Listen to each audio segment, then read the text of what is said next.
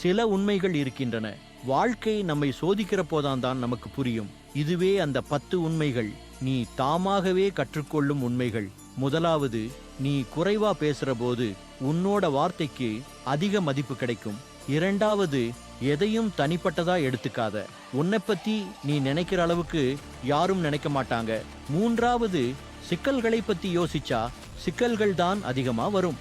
வாய்ப்புகளுக்கு பார்வை போடுறவனுக்குத்தான் வாய்ப்பு கிடைக்கும். நான்காவது, இப்போ வருத்தமா இருக்கலாம், ஆனா நாளை ஒரு நாள் திரும்பி பார்த்தா இந்த வேதனைகளால் தான் நீ உருவானது. ஐந்தாவது, நீ யாரையாவது சந்திக்கிறீங்கன்னா அதுக்கு ஒரு காரணம் இருக்கு.